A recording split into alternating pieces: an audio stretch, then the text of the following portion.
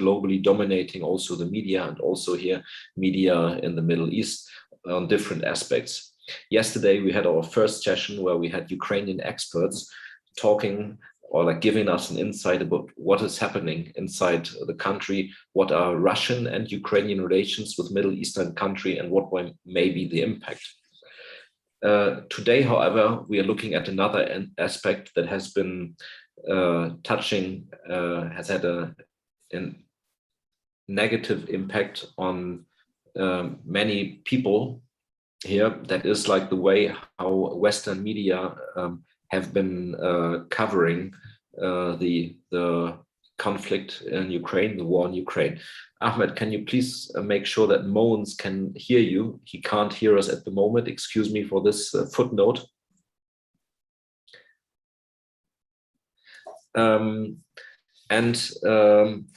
What I want to, before we start the discussion, because we are all, I think, especially like people here in the Middle East, they are much aware of the subject, but maybe not those. I want to just give you a couple of examples, the most prominent examples that I unfortunately have to repeat.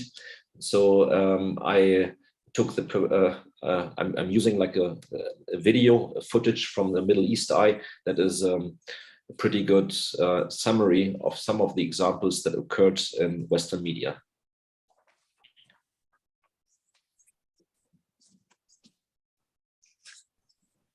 I guess you should see this now. It's very emotional for me because I see European people with blue eyes and blonde hair being killed.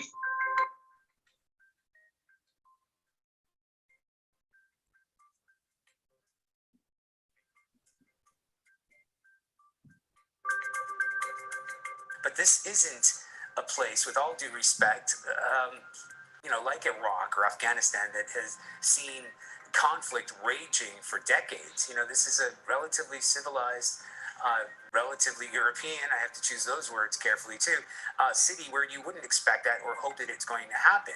When you look at what happened in the last refugee crisis in Europe back in 2015, Poland was one of the EU countries that, you know, was hesitant to take in refugees. Talk about what has changed and a different position now. These are not refugees from neighboring Ukraine. I mean, that, quite frankly, is part of it. These are Christians, they're white, they're very similar to people who live in Poland. These are prosperous, I'm going to use the expression, these are prosperous middle-class people. These are not obviously refugees trying to get away from areas in the Middle East that are still in a big state of war. These are not people trying to get away from areas in North Africa. They look like any European family that you would live next door to.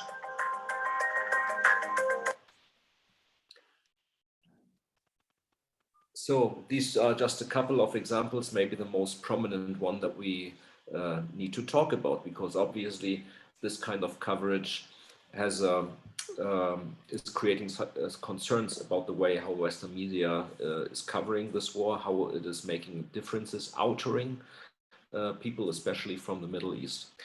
And therefore, I'm very pleased today that we have great partners, discussion partners here. I'm calling them discussion partners because at the end of the day, the most important thing for us here at the QaribTalks is to make people talk. So please, everybody out there on the speakers, if you have any questions, you can either follow us directly here on the Zoom chat and raise your questions. You can also write to us on Facebook or on Twitter under the hashtag QaribTalks. We are monitoring the questions, and we had like a high number of people being interested in this conversation. Therefore, we also have to edit. We're not able to answer all of them, but we're trying our best to include as many voices as possible. But to our resource persons today, we have among us Daoud Kutab, not only the very famous head of Balad Radio here in Jordan, but also a member of the Council of the International Press Institute. We have Rana Swais, not only the founder and director of Wishbox Media, a Jordanian media outlet, but also a freelance correspondent for the New York Times as well as for Bloomberg. we also have Munir Khatib, the editor-in-chief of the Arab Reporters for Investigative Journalists Network. And we have Maral Yekta, who is an expert for media and radicalization, working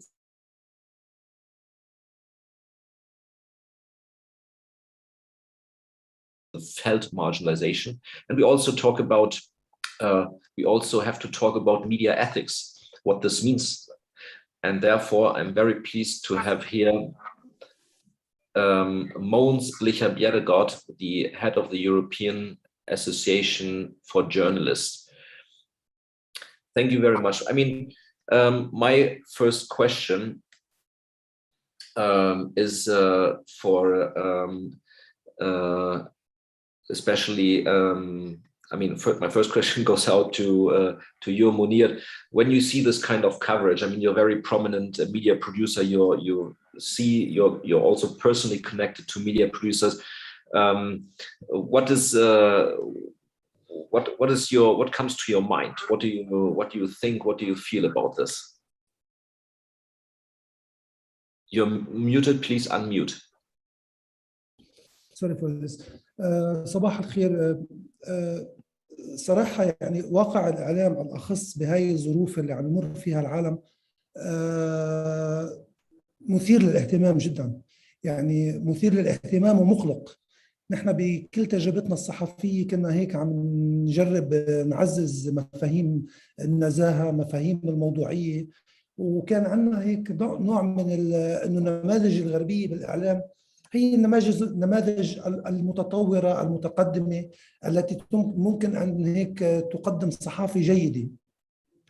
ولكن للأسف يعني بظل الاستقطاب الكبير الحاصل، حتى مؤسسات إعلامية دولية،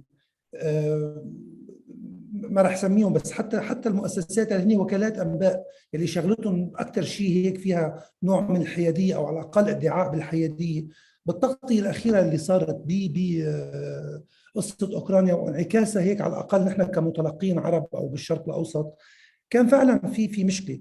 يعني مثلا بغض النظر عن النماذج اللي عرضتوها هلا بالفيديو، في تغطية حقيقية بوكالات الأنباء، مثلا فرانس بريس وكالة الصحافة الفرنسية بتقول بتستعمل مثلا الحرب الروسية ضد أوكرانيا، بينما نحن بالعرب بنقول لما صار نفس الشيء بغزة كانت ضربات جوية في قطاع غزة مش على. ففي هيك مصطلحات بسيطة صغيرة أحرف جر أوقات تقدم سردية مختلفة متناقضة، بتعزز هيك مشاعر الانعزال، بتعزز مشاعر الفوقية، بتعزز مشاعر الاصطدام. يعني للأسف بعدنا من فترة طويلة من أيام 11 أيلول يمكن بعدنا بقصة مع وضد، يلي معنا يلي ضدنا. فحالة الإعلام فعلا ما عندنا نماذج بقى نقتدي فيها، سيئة جدا، فيها استقطاب كبير. المحل اللي متلقى منه الإعلام أو أخبارنا نحن بالمنطقة العربية كان المحطات الفضائية أو الوسائل السوشيال ميديا، أو عم بيكون فيها استقطاب. يعني نصدق اللي بدنا نصدقه، يلي أهوائنا السياسية ترغب بتصديقه، ونرفض الآخر بكل بساطة من دون أي تدقيق بالمعلومات، من دون أي تشكيك، من دون أي فكر نقدي. حتى هيك يعني نشتغل على اصطياد الأخطاء. يعني مثلا هذا الفيديو اللي عرضته، النماذج اللي بقلبه كانت فايرل بالعالم العربي، انه شوفوا ماذا يفعل الغرب، كيف يميزون بين اللاجئين، كيف يميزون بين المهاجرين، كيف كذا. صار في تشكيك حتى بالقيم الإنسانية مش بس بالقيم الصحفية. فهاي للأسف الإعلام يعني بسبب هالاستقطاب الحاد بين الشرق والغرب، بين روسيا أمريكا، بين إيران السعودية، كل هالاستقطابات وما يتفرع عنها من استقطابات أدت الضحية الأولى فيها مش بس الإعلام والحقيقة، حتى نحن المشاهدين. عم بحكي مشاهد بالمعنى التقليدي العام، ما بقى عنده محل يقدر يفهم القصة أو الحقيقة أو يقدر يفسر. يعني أنا كنت عم بسمع صحيح الجزيرة فصلوا للمراسل اللي غطى هيك، الام بي سي عملت اعتذار، سي بي اس نفس الشيء، ولكن كان في نقاش حقيقي بالغرب انه نحن خايفين لانه هيدا بالملعب تبعنا، هدول مش لاجئين من 10,000 كيلومتر جايين. يعني جايين من جيراننا، يعني الخطر امننت، الخطر حقيقي علينا نحن. عم بحكي بالمنظور الغربي. هذا النقاش ما صار. النقاش الوحيد اللي صار انه هؤلاء الذين يميزون ضدنا. فللاسف بعدنا بحاله الاستقطاب ضد والمع. بدي أنا أنتقل من بعد منير. شكرا منير لأستاذ داوود كتاب، ونفس السؤال بنحب نسمع هون وجهة نظرك داوود. وطبعا زي ما حكى بدي أكد على اللي ذكره هنريك كمان، للجمهور كمان فرصة إنه يشارك معنا على الشات بوكس، أو كمان في direct questions to our guests على ال Q&A. clear questions هذا رح يكون كتير مهم our panelists. داوود كتاب تفضل. شكرا محمد وشكرا لقريب. بصراحة يعني نحن كإعلاميين مهنيين نؤمن بحرية التعبير، ونؤمن بالحيادية للصحفيين. كنا دائما يعني في نقاش مع الإعلام الغربي إنه هل الإعلام الغربي مستقل عن الحكومات؟ هل الإعلام الغربي فعلا يعني متوازي إلى آخره؟ كذا بنقول لنا نحن الإعلام شكل الحكومة، شكل نحن ما بنمثل الحكومات والى آخره. لكن اللي شفناه في أزمة أوكرانيا بغض النظر حرب ولا مش حرب والى آخره، إنه لا يعني واضح إنه في علاقة عميقة جدا بين الحكومات وبين الإعلام. وبدي أعطي مثال صغير. قبل 3 أيام كان في مقابلة للتلفزيون المحلي في الأردن رؤية مع السفير الأمريكي، مقابلة يعني في مقر السفير، وحكوا عن مواقع الأمريكان والى آخره وعلاقتهم مع الأردن والى آخره. في آخر دقيقة في المقابلة السفير يعني بحكي لمراسل أو رئيس تحرير رؤية محمد الخالدي إنه برافو كويس، مقابلة كويسة وشكرا عليك والى آخره، لكن يا ريت تقللوا من بث أخبار RT راشن تلفزيون وسبوتنيك. انت سفير بتحكي عن يعني سياده القانون وبتقول انه يعني احنا بنحترم السياده الاردنيه والى اخره، فجاه تتدخل انت في تحرير تلفزيون مستقل محلي. طبعا محمد خالدي كان ذكي يعني رد عليه قال نحن بنآمن بالراي والراي الاخر وسكته يعني. ولكن هاي بتعكس كل المشكله اللي بنحكي فيها، انه هناك يعني صار في نقله غريبه جدا لما الحكومات اخذت موقف. مثال ثاني، نحن بنعرف انه الرياض دائما كان يحكوا الرياضه ممنوع تدخلوا السياسه بالرياضه، ممنوع تسوي مقاطعات، ممنوع حدا يحكي، اللي بيرفع علم فلسطيني في ملاعب اوروبيه بدفعوا 5000 باوند والى اخره. كله هذا كان يعني الشعار انه الرياضه ممنوع تدخل السياسه فيها. فجأة بيوم وليلة مش بس تدخلت، صارت جزء من المعركة السياسية، يحملوا الأعلام ويوقفوا على يعني السلام الجمهوري الأوكراني. أنا مش مع روسيا، أنا ضد أي احتلال بغض النظر، وأنا مع احترام القانون الدولي، ولكن ماشي إذا أنتم بتقولوا إنه يعني مقاطعة إشي طبيعي، ليش لما كانوا الفلسطينيين يقولوا BDS يكونوا مقاطعة يقولوا هذا إرهاب وأنتي سيميتيزم وهذا اللاسامية؟ يعني هاي المقياسين هذه يعني إشي كتير كتير مزعج يعني. فهذا الموضوع كتير أنا يعني توقفت عنده. في كمان موضوع تاني للإعلام كان له دور كتير سلبي، اللي هو يعني كنا لما نشوف شاب يرمي حجر يقول لك ما بصيرش، هذه مش مقاومه، هذا ارهاب ومش عارف شو، المولوتوف كوكتيل يعني اكيد ارهاب. فجاه يعني الجده اللي بتسوي المولوتوف يعني سووها بطله وصوروا لنا اياها كانها يعني شو قصه النجاح، يعني انه هاي المراه الكبيره بالعمر عم صار يحطوا على اليوتيوب. وبعدين السوشيال ميديا اللي كانت تعارض اي ارهاب واي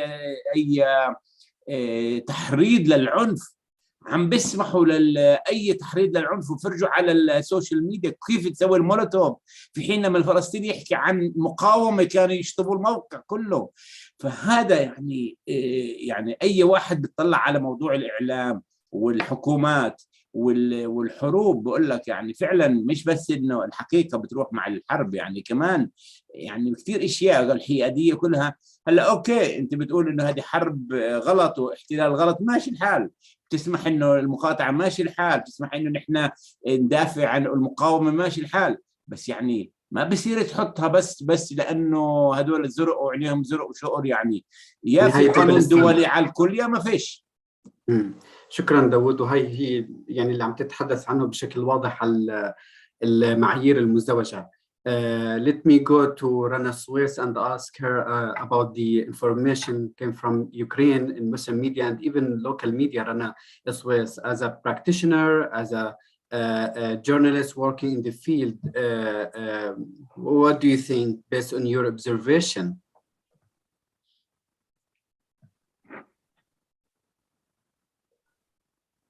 Rana Suez. Unmute يا رنا. Unmute. That I wanted to say in general, Muhammad, I think we have to, first of all, acknowledge that we are talking in general. I think what Dawood and others said is very true in general. Yani, there's definitely a difference in not only the media coverage, but we have to separate the media coverage and government policies as well, like in Denmark and in other countries that have changed, Poland as well, that have changed the refugee laws and behaviors toward Ukrainians versus the others. So we need to also differentiate between that, and also that we're talking generally when we say the Western media. I totally agree with the panelists. At the same time, I know that we have to acknowledge that some Western journalists are also risking their lives to cover this conflict, and they risk their lives also to cover the conflict in Iraq and Syria, and some have died, and in Afghanistan as well. So we have to, and they're dying also. At least one has died also in Ukraine yesterday, I believe, and one was injured today. So we have to just remember that we are talking also in general terms.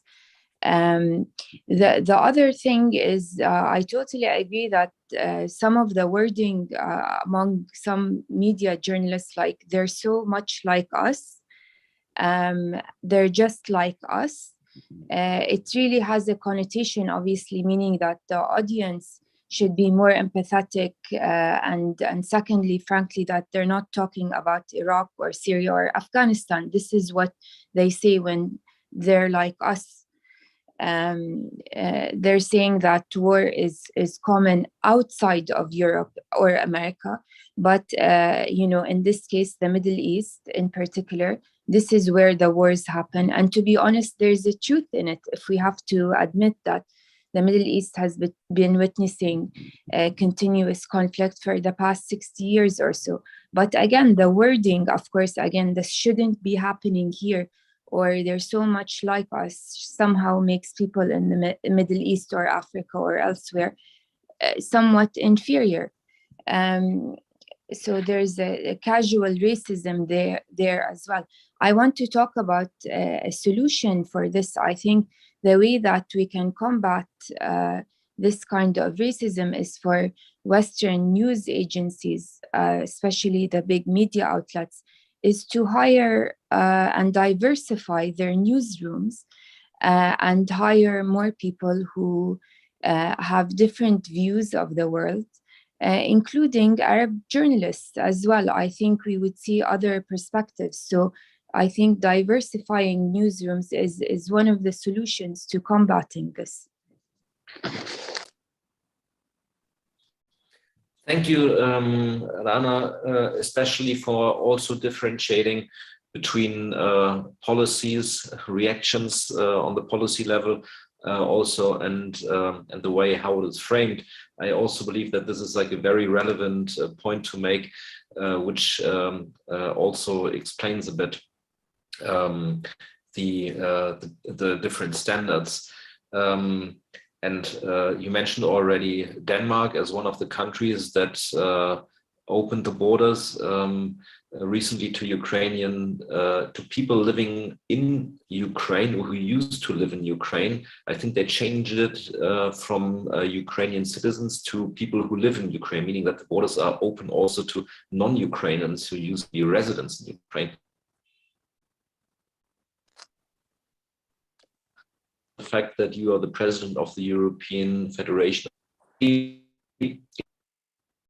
from the constructive suggestions that Rana has made, how what media can do in order to ensure that that double standards and biases are not put on the forefront.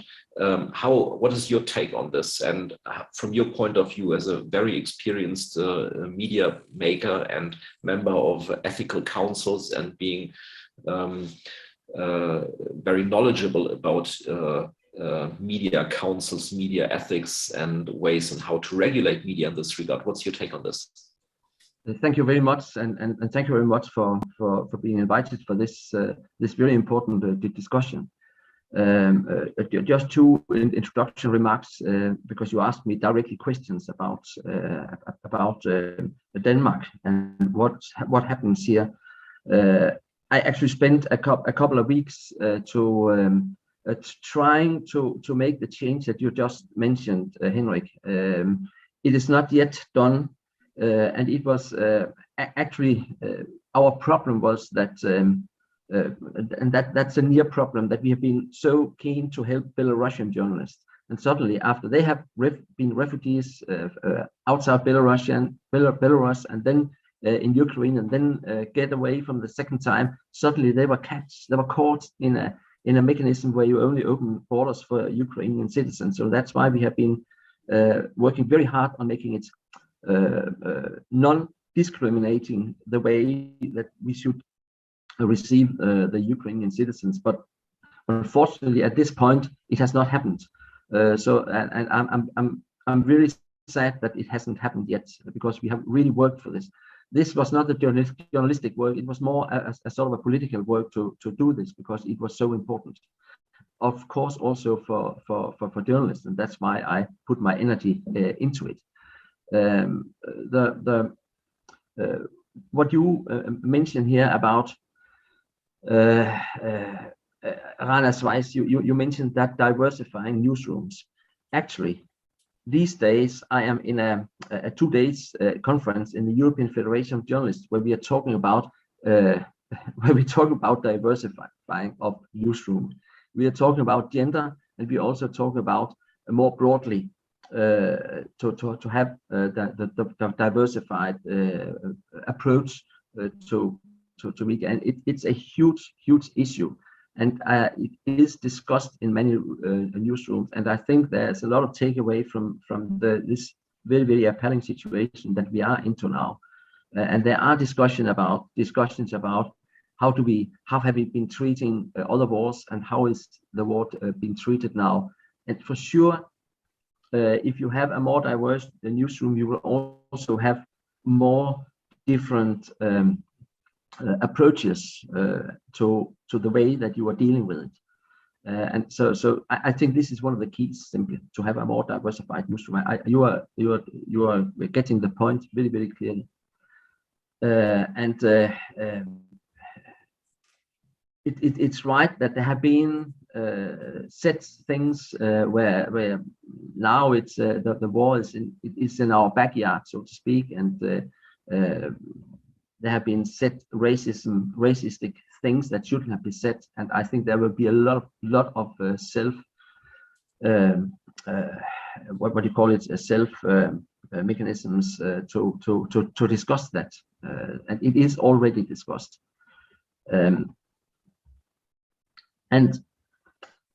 But let's go to journalism, because what is it? It's about telling the story. It is. Hello. Okay. It is. Yeah, yes, I think I have some. I have some problems with the translation now here. What am I doing? We are hearing you, Mogens. That's okay. So I don't know. Okay. Please go ahead. We have many challenges. We have I think one of you may have touched upon it, because I didn't hear the first part of all this. You have to distinguish between politics and journalism. I'm sorry, I've simply got another voice in over me. I think we have to switch the translation on the inactive. It doesn't matter. It doesn't help.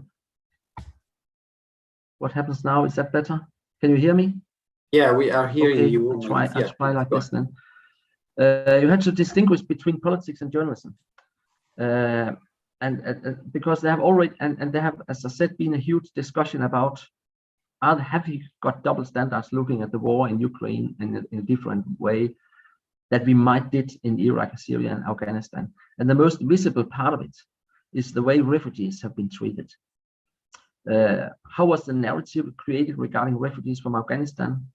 The narrative for the Syrian asylum seekers and refugees, and not least, and you'll come back to your question about Denmark, Henrik, not least because there are demands from politicians to send refugees back to Syria, send refugees back to Damascus. And there's a big discussion about this in Denmark now. A lot of human rights defenders, a lot of people are talking about these double standards, because of course it's clear for everybody that now you open your arms, you open your houses, you doing everything to receive Ukrainian refugees, which is great, absolutely great. But at the same time, I would hope that it would also be a change in the way that we are dealing with refugees, because the Russian military, they have also bombed in Syria. They are bombing in Ukraine now, and we are receiving refugees, and we are taking them in. We give them work, what we didn't do to the Syrian journalists when they came. So it will create big discussions. I'm quite sure about that. This is at the political level. When you get to the journalistic level, our job is, of course, to tell the stories, to tell about what happens what has happened in Syria, what happened in Afghanistan. And when I'm looking back and looking at those stories, there have been a lot of stories coming from those countries. I feel quite confident that we have got a very good insight from what happened in Afghanistan and Syria and Iraq. And you can also see it when people are discussing those things, not only in Denmark, but in many countries in Europe, that they know about it. And you have the discussions about how are our governments treating this. And that's why I'm saying you need to distinguish between how the politicians are reacting and how journalism is made. And we can always be better in doing our journalism. And by having discussions like this, hopefully we can also improve it. And that's why I'm actually happy that we have such a discussion right now among all our affiliates in Europe on these very days. And how do we then deal with it? Because you talked about the ethics, Henrik, and self-regulation.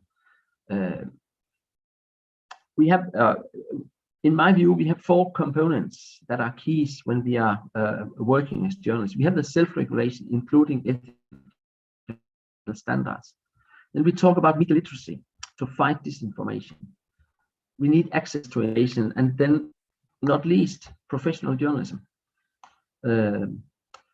But let me just, and then I think I should not spend too much time now, but just on the ethical standards, how do we deal with that? What are we talking about when we talk about ethical standards? It includes very simple and logic rules. It includes that always double check information and use at least 2 sources.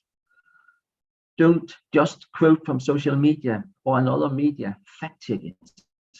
Because it is here you get the disinformation. It's here you get racism. It's here you get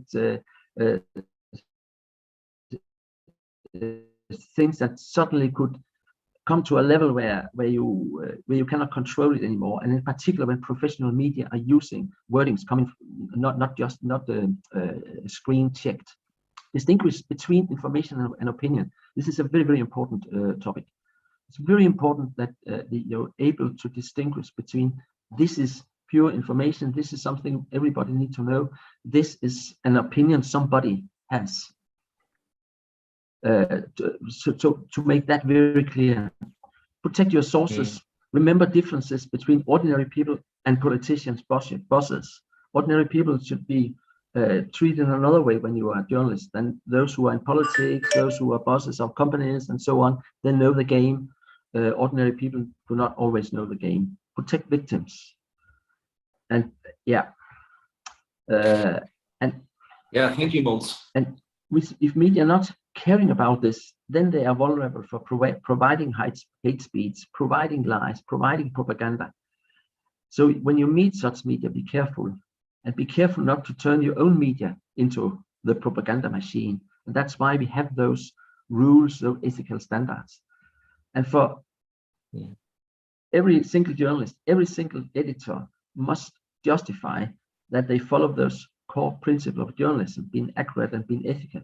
And we're using the self-regulatory mechanisms to deal with it. So if you have complaints, bring it for those self-regulatory bodies compiled by journalists, editors, and representatives from the people. They will care of it, and they can do it fast, much faster than a court can make it.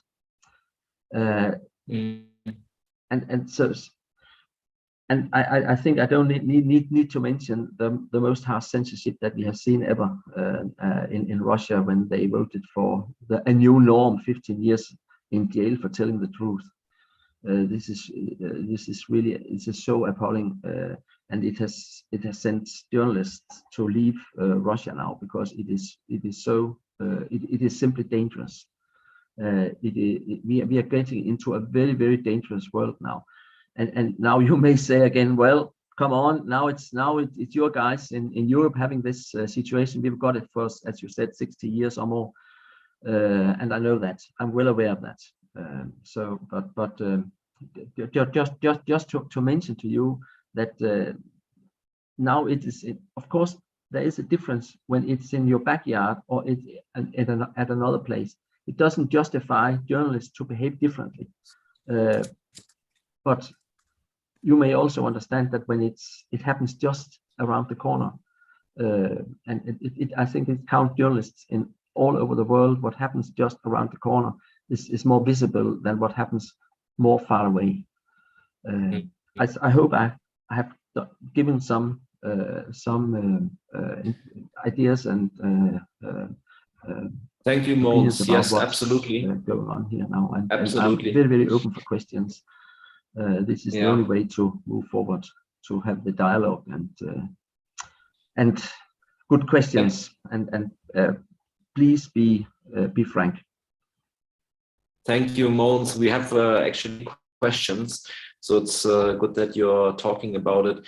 I think just one thing that I would like to mention, I think we have been talking in the past years a lot about hate speech and about, especially regulation of social media. Now, I think the interesting aspect in this regard is that that we're not talking about social media, that we're not talking about, proxy media that have been set up in order to, push some sort of a narrative, but we're talking about what we usually would refer to as serious media that are, taking a code of conduct and professional journalism that stand for professional journalism. We're also talking about Al Jazeera and MSNBC, etc.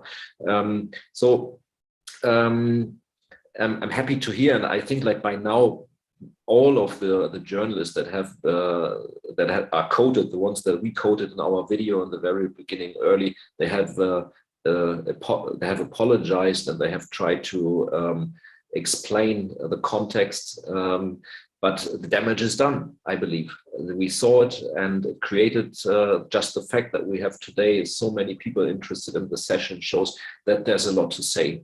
And I would like to ask Maral Yekta for her opinion, because even though she works in a different context, I think she can give us a bit of insight about what may be this damage that has been done eventually, like the marginalization, the discrimination that has been felt by many people, especially in the Middle East. Maral, please. Thank you for inviting me. Before I answer the question, I would just like to draw a little picture about the work I'm doing. So I work with UFUG, which is a Berlin-based German NGO. We are working at the intersection of civic education and extremism prevention on the topics Islam, anti-Muslim racism, and Islamism. And when we started work in 2007, the aspect of Islamism was very big. It's shifted now. Today, our biggest concerns are anti-Muslim racism. So we provide consultation and trainings for schools, educators, municipalities, police, etc.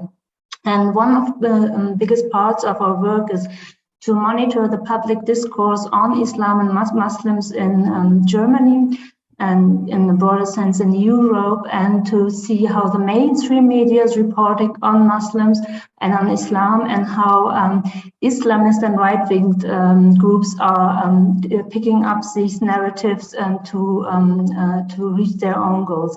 And when I was listening to the discussion and in the preparation, I went through old material from we worked with, and I prepared a little slideshow I would like to show you, that should show that the pictures of Islam and Muslim is not only debated on social media in the context of hate speech, but like Henrik said already, it's a part of German coverage on Muslims. So let me show you some of the really biggest newspapers in Germany and their cover site. So from left in the first row down, I will translate it quickly. So Der Spiegel is one of the biggest magazines in Germany, and it's known internationally because they have an English part as well. So what you can see there is the coverage showing very conservative Muslim woman, maybe in the jihadi context. I don't know it. I cannot read the part on her head, but it says the holy hate, and it connects it with the picture of a Muslim woman there. On the second picture, you see a coverage of a obviously not German woman. And the coverage says it's dangerously alien or foreign, you could translate. Stern, in contrary to Spiegel, which you see on the right side, it's rather conservative and very, very populistic, I would say. But it has a broad audience. And the title is Islam, Why Do They Want to Kill Us? You can... Down there is Mecca, Germany, the silent Islamization of Germany, so to say. And this is a typical narrative of the right-wing groups in Europe all over. This is this myth about a conspiracy going on where the German or the European, or exactly the Christian population is supposed to be changed with a Muslim population. Who is going to do that is not clear, but this theory is there. Excuse me. I have to apologize, but today the schools are closed. That's why this is happening. Sorry. Excuse me. Okay, Mara. All of us in the same situation. Thank you. So, the Süddeutsche Zeitung, which you see below on the right side, this was very shocking for me personally, because the Süddeutsche is a liberal newspaper.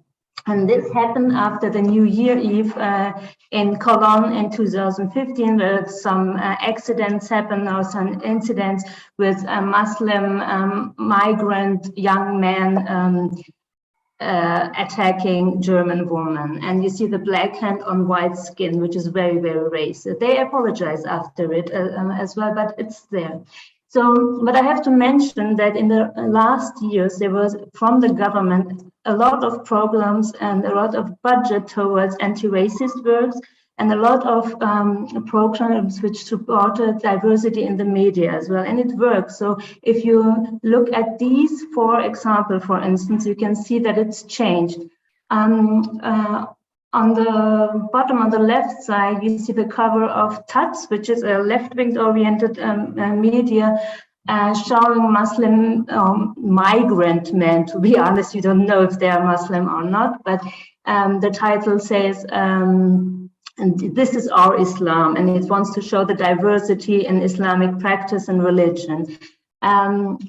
The magazine you can see with Fatima Aydemir on it, it's very intersectional, and the topics of diversity, of intersectional work are very present there, and Fatima Aydemir is one of the very famous German Turkish writers. German with Turkish background, basically. And what I find very interesting is the satire that is being done by by people who are identifying themselves as Muslims. It's called Datteltäter. It's a comedy show, and it's on ZDF, which is a public broadcaster, and it has reached a lot. And like Morgan said before, we have the same development in Germany.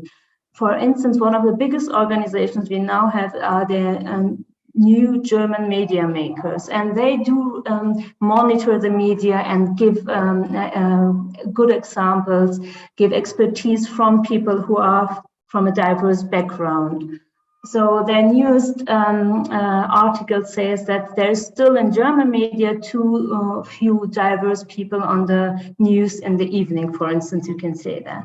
However, now with the narratives that have been spread from journalists all over the world, Henrik showed in the beginning already these quotes, we don't have to reply them, but I just want to point out two quotes which were said on German television in a really big show by Gabor Steingart, who is self a very famous person who grounded a media company, was editor-in-chief of Handelsblatt for a long time, which is an economic newspaper in Germany. And he said on TV, without being contested by the journalist, we share the same cultures. These are Christians, therefore it is easier for us to live together. And the shocking thing is, I think it's okay if people have their opinion, they can share it, but the journalist or the moderator should contest these things. And this haven't been done. In the contrary, there were a politician from the Social Democrats who was praising the Polish and Hungarian politicians that they are helping now, or the government that they're helping now the refugees, which is fine and should be done, but not saying what has been done in the last year, that the Polish government and the Hungarian government is a right-winged government that are until today on the borders, not letting Kurdish or Afghan people in. People died last year on these borders because of the of cold, so to say. So, and on the New Zürcher Zeitung, which is a conservative magazine, Marc Felix Serraro, who is the editor-in-chief, said these are real refugees this time, implying that the refugees before were not real. So, and this is the media echo with which young people are growing up in Germany. So for them, especially for young people, who are going through a very difficult time anyways in the process of identity finding and transformation, to hear and listen to all of this media echo saying that do not belong to us, to our society, because you are foreign, your religion is foreign. It's particularly difficult because, as we all remember, in this time,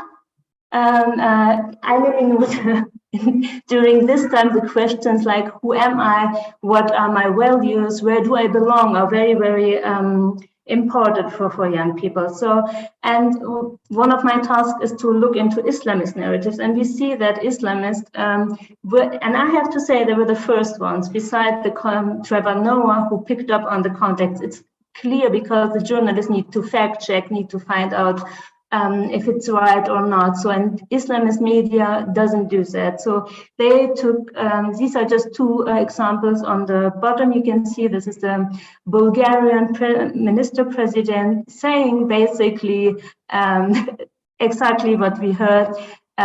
These are not terrorists like we used to. These are new, these are Europeans who they are cultivated and they can work and etc. And on the right side, this is a sketch. It's not only spread on Islamist websites, but everywhere, which is really criticizing in a legitimate way the European policies. So, and this is typical, for instance, with Islamist narratives, in contrary to right-wing narratives, that right-wing narratives are very connected to disinformation, misinformation, false news, like they spread just lies. And Islamists don't have to do that. They just have to take facts and display them on social media. And this is something they are doing all the time. Below on the left side, you see that that's a post shared by Generation Islam, which is close to the Hizb ut-Tahrir. I don't think I have to explain Hizb ut-Tahrir to this audience. In Germany we have. But it says that every 40 minutes, a human being dies through a German gun.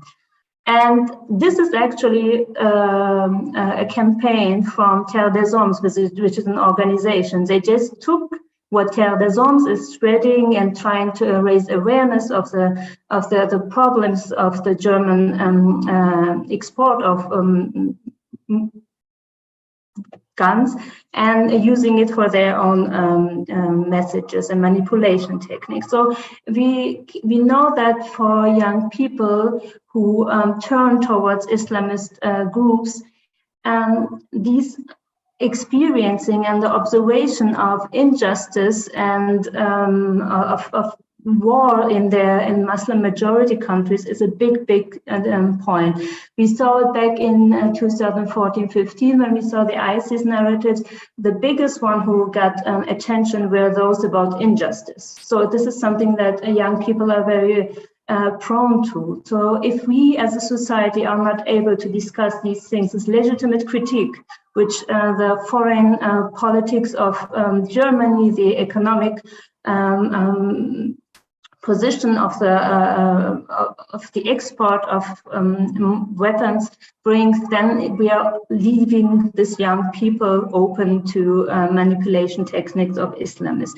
But without of that, the democracies in Europe, they have to fulfill their promises as a society, not just for themselves. So we cannot say that human rights are only for the people within the borders who belong to the majority, but it has to be guaranteed for everyone. And this is not something that we as political educators can work on. This is not something that only journalists can work on, but I really believe that journalism and media have the power to change the debates, to change the discourse and how we perceive things. And Rana said it, this is one of the biggest and most important things to change the perspective. And even though we want to say that objectivity and ethical standards are everywhere in the European media system, I don't believe that objectivity is possible, not to 100%, because what you leave out, what you mention, the way you look at things, it's shaped by your history, by things that you experience. So just another slide, this is my last one, showing the push and pull factors that can lead young people to turning towards Islamist. And identity crisis, the need of belonging are two things, and the experience, like I said, of discrimination and injustice. And it's the religion interest is very, very little. It's not much. It's rather these societal critiques which drive them into being interested in Islamist narratives. Thank you. Thank you very much. That was very insightful, and I think it's very interesting insight in order to better understand what may be the factors, the consequences of such narratives and how they are perceived, how marginalization is perceived, and that it can lead into more radical positions. We have received a lot of questions. Shama, تفضل أستاذ. Okay, thank you Maral. خلينا نعمل هيك إضاءة سريعة لبعض الأسئلة، بعضها تعليقات بتصب بنفس الفكرة. لماذا الإعلام أعطى قضية أوكرانيا أكبر من حجمها في حين قضية اليمن وقضايا كثيرة في المنطقة هنا طبعا مهمشة وليست بالحجم الذي يعطى لتغطية الإعلام في الحرب طبعا بأوكرانيا؟ الآن نحن نتكلم عن توضيح سوء تفاهم أم أننا نحكم على ماضي؟ هو تعليق. نحن نسأل أيضا لماذا يريد الغرب أن يحكمنا؟ نعلم أنه طمعا في خيرات. يعني هذه تعليق أكثر من سؤال، بس أكيد يعني بإمكان الجميع يطلع عليه.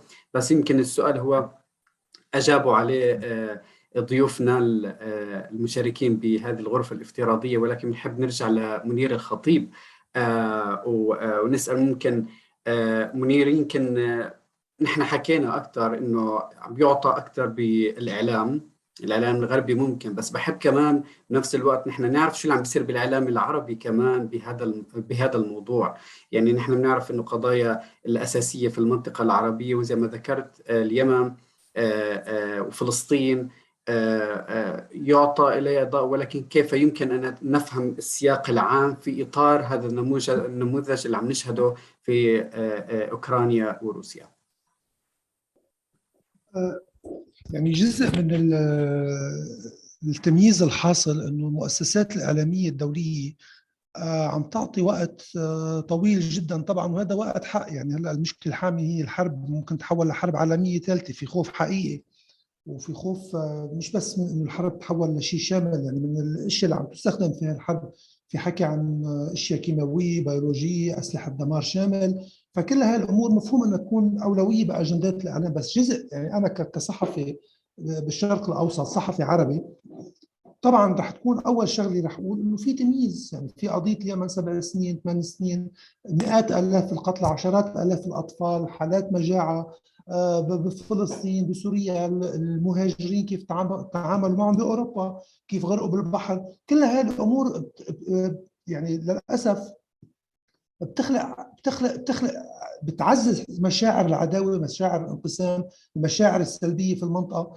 وهذا يعني هذا كمان سؤال بينطرح، انه نحن بهاي المنطقه عم تتعاملوا معنا بهاي الطريقه، او الاعلام الغربي اللي نحن بنعتبره نموذجي او يحتذى به بحيث المعايير المهنيه والاخلاقيه واللي كانت سائده، او الفكره المتخيله عنه السائده، هلا هاي انهارت.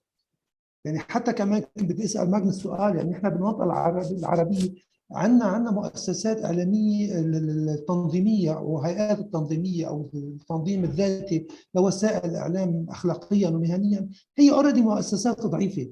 فلما يشوفوا هيك في انهيار، تراجع بالقيم او تراجع بالرقابه او تراجع بالمعايير المهنيه بالمؤسسات الرائده بالعالم الاول اللي نعتبره عالم اول، بتصير اصعب علينا كصحفيين نرجع نحن نخاطب جمهورنا ونخاطب الاعلاميين تاعون اللي نحن نتعامل معهم، انه لا، في معايير لازم نلتزم فيها. فالتمييز الحاصل بالاجندات، بالاولويات الاعلاميه بين اعطاء مساحات حتى بالمؤسسات العربيه، اذا بتشوف الجزيره العربيه، سكاي نيوز العربي، كل المؤسسات العربيه العابره للحدود، يعني مش بس المحليه، حتى المحليه اصلا. الخبر الاول والثاني والثالث، يعني 70 او 80 او 90% من حجم التغطيه هي لهذه الحرب، وهي لها علاقه كمان باجنداتنا السياسيه. يعني للاسف بكثير مناطق عربيه بيعتبروا روسيا صاروا طرف عربي، انه هذه عم بتواجه الغرب، عم بتواجه الاستعمار، عم بتواجه ما بعرف شو. ففي في في في يعني للاسف في مشاعر هيك بالشارع مؤيده يمكن لروسيا بحكم انها عم تواجه الغرب، وفي خطاب رسمي بالاعلام معارض، ولكن بالنهايه في تمييز نحن نشعر فيه، وهذا التمييز بيخلق هيك تطرف اكثر. يعني اللي صار مثلا امبارح بالعراق، قلت امبارح ايران قصفت اربيل، هذه واعلنت عنها، مش انه والله تركت صواريخ مش معروفه، لا، اعلنت انه هذا القصف طلع من عندنا. اللي صار بالسعوديه تم اعدام 80 شخص. هاي الامور تحدث في فراغ، وهذا الفراغ سببه انه الاعلام الان يركز على هذه المساله اللي يعتبرها اساسيه، بينما المسائل الاخرى اللي هي بالنسبه لنا قضايا اساسيه، قضايا حق، لا يتم التعاطي معها او التطرق اليها بنفس تمام. شكرا منير. Before we go to Dawood to ask him, because I think Dawood, he already mentioned this yesterday in his account on Twitter about how to deal with Ukraine and the Arab causes in general and Palestine. I think Rana Suez and Mugens, they raised their hands. Do you have something to add? Please, Rana, go ahead. I want to add two things, Muhammad. Just to put things into context, I'm not always justifying, but to put things in context. No one in our panel talked about the war being covered today in Ukraine in real time and on social media. Ukrainians have won that war on social media. They have shown, their daily life, their way of life, life before the war, life during the war. It showed them fleeing with their families, fleeing their apartments bombed, people who were killed while fleeing as well. I mean, I know some photographers were caught pictures of civilians being killed, fleeing as well.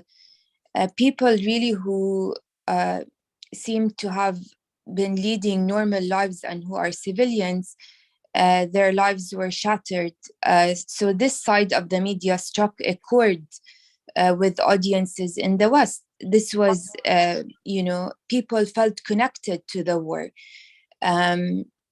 So us as people in the Arab world, we have to admit that Ukraine is also not like a country in the region. It's a country that has resisted a big power, which has not been the case really in the Arab world in the wars recently. Its leader didn't hide in a hole or flee the country, or take gold and take the next flight out. It's very much a country that's united. Its people are very much behind their leader, and this kind of thought in terms of the leadership in Ukraine and the real-time coverage on social media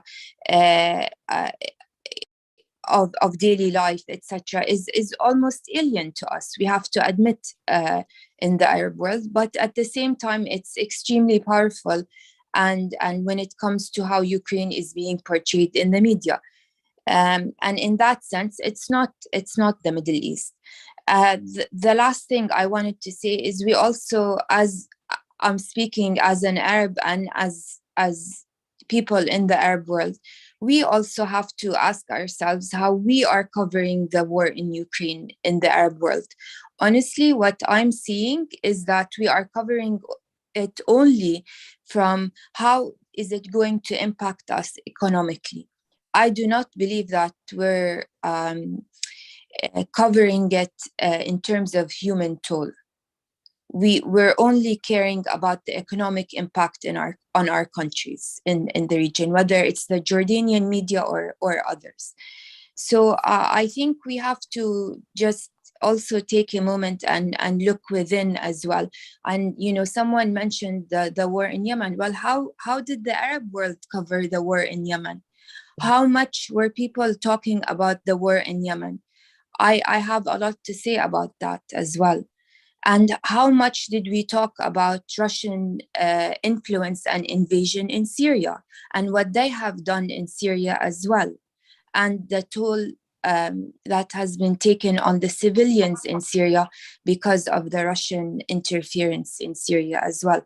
These are just points I think I wanted to mention because there is always more than one side to every story.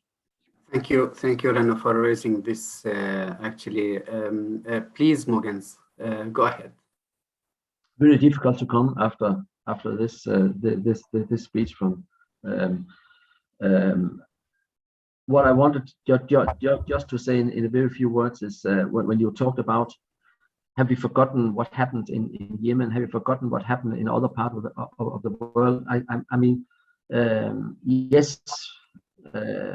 Unfortunately, this is one of the backsides of journalism, that we are always dealing with what's just happening now, and we are moving our resources away. I have seen correspondents being moving away from Africa, from Latin America, actually going to Ukraine now to cover what happens there. And it's not only moving journalism away from other parts, it's even also, as I said before, about the Belarusians. We have in 2 years' time had a lot of news about the protests, about the people on the streets, about the Belarusians fleeing out. Now it's almost forgotten, and unfortunately they are now portrayed as a part of Russia, and you also have people in Russia fleeing out of Russia. So we have, it's always, it's a bit unfortunate, but we have, this is not a new thing in the history, that journalism are focusing on exactly what happens now, and then the war in Yemen and other conflicts they are getting behind, and so this is something that we really should learn from. Also, this is also a lesson learned to make sure that we are going on telling the stories what happens other way as well. Thank you, Mughens. Dawood Kuttab, and after Dawood Kuttab, Maral. Please go ahead, Dawood. I think, yeah. شكرا محمد. بحب اسوي شويه بعض التوضيحات وبعدين انت عندي كمان ملاحظات. طبعا انا بوافق رنا انه لما نحن نحكي عن الاعلام الغربي يعني ممكن نحن يعني عممنا اكثر من اللزوم. يمكن لازم نوضح انه مش كل الاعلام الغربي كان عنصري، مش كل الاعلام الغربي كان يعني متحيز، فبس يعني ضروري انه نوضح. كمان يعني حابب أنا أذكر كثير انبسطت بعرض مارال، بس حابب أنا بما أنه يعني بتحكي عن ألمانيا حابب أنا أذكر الجمهور إنه دويتشه فيلا قامت بعمل كثير سيء مع الإعلاميين العرب، وقامت ببحث وتحقيق غير مهني، وتم معاقبة زميلات وزملاء لأنه بس وضحوا مواقف معينة اللي اليوم نحن بنشوف إنه عم تتوضح بطريقة كتير غريبة وما حدا عم بتعاقب عليها. فكتير يعني مهم إنه نذكر الناس إنه دويتشه فيلا قامت بعمل غير مهني، وهذا الكلام كتير مهم ضروري. الإشي الأخير اللي بحب أحكيه إنه الأمور يعني تقاس بخواتمها. وطبعا زي ما حكى موغن انه في وقت الحرب طبعا الاعلام بده يغطي الحرب ومش راح كثير يهتم بالامور الكبرى، لكن سؤالي وهذا اللي يعني كان كثير حلو اللي حكى لاعب السكواش المصري علي فرج، اللي قال الآن هلا بنقدر نحكي عن السياسة، يعني وكأنه يعني إشي جديد، يعني إنه أخيراً مسموح لنا نحكي بالسياسة بما إنه بالرياضة صار مسموح. وهذا الإشي يعني كتير غريب، يعني إنه نحن شفنا الميتو، شفنا في أمريكا كيف السود الأمريكان السود ركعوا وصاروا يتدخلوا في الأمور هذه. هذا الإشي حقيقة ما في أي مشكلة إنه بالرياضة تحكي بالسياسة وتحكي رأيك، يعني بس هو يعني بقول لك يعني وأخيراً هلا بنحكي عن 74 سنة للقضية الفلسطينية والآخرية. السؤال اللي أنا بدي أسأله إنه هل ما بعد انتهاء أزمة أوكرانيا وروسيا هل رح نرجع لما كان أول ويحطوا علينا الإغلاق والمواقع الفلسطينية على فيسبوك تغلق ولازم نمنع نحكي عن شهداء ومقاومة أنيمور ورح نرجع لأول، ولا رح يكون عندنا انفتاح آخر؟ هذا السؤال المهم. والإشي الآخر اللي كمان ظهر في هذا النقاش ضعف الإعلام العربي المستقل. خلينا نكون واضحين، الإعلام العربي اللي غطى أوكرانيا على الأرض هو إعلام بالأساس إما حكومي أو شبه حكومي، بمعنى إنه إما الجزيرة المدعومة من، ونحن بنحب الجزيرة مش عم نحكي سلبي ضدها، لكن هي مدعومة من دولة، وحتى يعني سكاي نيوز مدعوم من عائلة سعودية يعني ثرية والى آخره. ما في صحفيين مثلا صحافة مكتوبة، صحافة إلكترونية راحوا غطوا أحداث. يعني التلفزيون طبعا لا شك إنه الحرب بغطي التلفزيون، لا شك إنه يعني ضخامة الحرب هذه لا شك إنه لازم تتغطى بهذه الطريقة الواسعة، ولكن وين فعلا زي ما حكت رنا إن إحنا بس يعني كان عندنا تعليقات عن الوضع الاقتصادي، لأنه ما عندنا صحفيين وما عندنا ميزانيات نبعث حدا على ذيك المناطق، يعني وما عندنا العمق الصحفي وما عندنا القدرة الصحفية نقدر نسوي أكثر من هيك. يعني فهذا إشي حقيقة لازم نحن نعترف فيه. ونحن نجحنا بالإعلام الإلكتروني إنه نلاقي مساحة صغيرة، لكن اكتشفنا بهذه الحرب إنه نحن بدل ما يكون عندنا عدة مؤسسات قوية اقتصاديا ومن ناحية الإعلاميين، نحن عندنا 1000 موقع إلكتروني بس كل واحد فيه محرر ومراسل واحد، يعني اللي عنده بده يغطي 20 خبر يعني. فنحن هاي صار تفتيت للاعلام المستقل اذا بدنا نسميه اعلام مستقل. وهذا حسب رايي كشف هذا الحدث الكبير العالمي انه نحن ما بنقدر، ما عندنا ميزانيات نبعث حدا. يعني نحن براديو البلد عمالنا عندنا 3-4، مين بدي ابعث على اوكرانيا؟ ما اقدرش. فنحن الشيء الوحيد اللي بنقدر نسويه انه نحكي عن تاثيره على الاقتصاد المحلي وتاثيره على الناس والى اخره. فهذا يعني ناقوس الخطر، انه نحن لازم نصير نفكر. يعني تخيل لو مثلا 20 موقع الكتروني كل واحد حط 100 دينار، هي صار 2000 دينار، وواحد بعتنا واحد مراسل بيمثلنا كلنا على اوكرانيا يبعث لنا تقارير نحن نبثها كلها مثلا. فهنا ممكن نسوي سينرجي معين، نسوي تعاون معين، بس نحن كل واحد مبسوط لحاله انه عنده كم من 1000 متابع ومبسوطين لحالنا، لكن نحن تاثيرنا ضعيف. نكون صريحين مع بعضنا، في إلنا كم من واحد بشوفنا، في إلنا نحن مبسوطين على حالنا، لكن نحن اعلاميا ضعاف.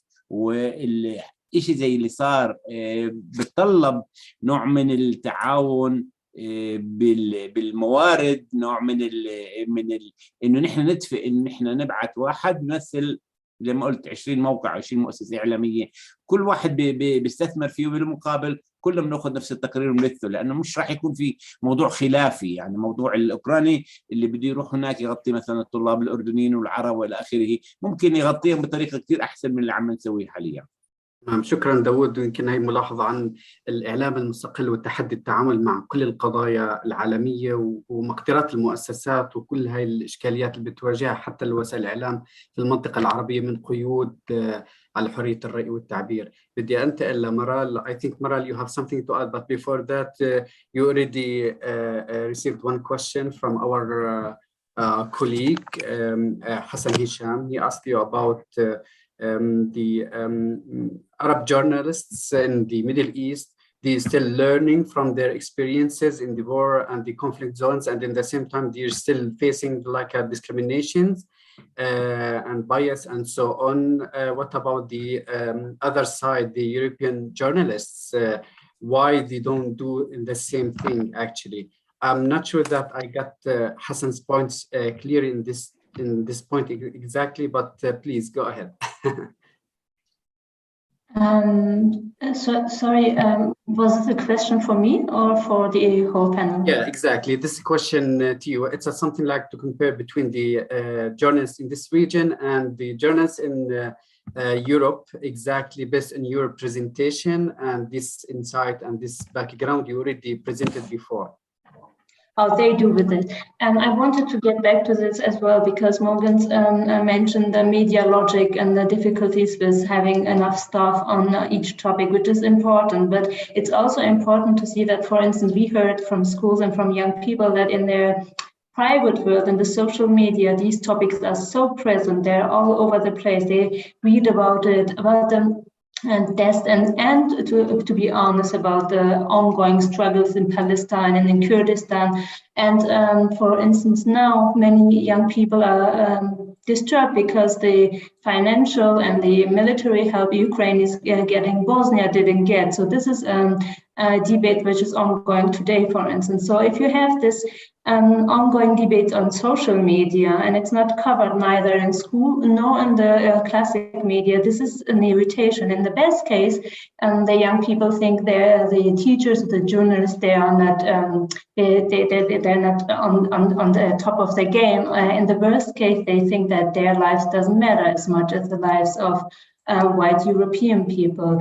And this is given, this is a problem. So if you don't have enough budget, how can you figure it out? But when we look at the polarization in Europe, and especially in Germany, you see that right-wing groups, they have a network on social media and on funding organization. There is an organization called the 1%, which has a budget now because the AfD, the right-wing group party in Germany, is in parliament, is getting budget from the government. So they have a network and a system in place to really change this narrative. And their goal is to polarize, to say we against them. And you have to understand that I don't think that the racism, like Rana said, is something that was just happening without being aware of it. But I think that we have structural problems in Western society, and within the media, it's, for instance, not even this racist bias, but just how many people you could interview. If you have a Excel list with people being migrant or not, so it's not only about the stuff, but about everything on this everyday work, which is already very stressful. So these structural problems exist. Plus, we have racism not just at the edges of the society, but every fourth German agrees to racist sentences. So this is something that concerns everything. And I think there are many good journalists, there are many good newspapers. The Zeit, for instance, covered it from the beginning on, but that the solutions that have been to put in place there have to be everywhere. Thank you, Meral. Yeah, it's a good point to think about. Let's say some media, not all of them, because really we can see many professionals and media trying to conduct their ethics, code of ethics, and so on. And this is really important to recognize it. In the same time, Dawood, he already mentioned something like related to Deutsche Welle. It's a clear example that what they really did recently, it's against their workers, journalists, based on something mixed between political and the editorial things. It's really important. Thank you, Meral.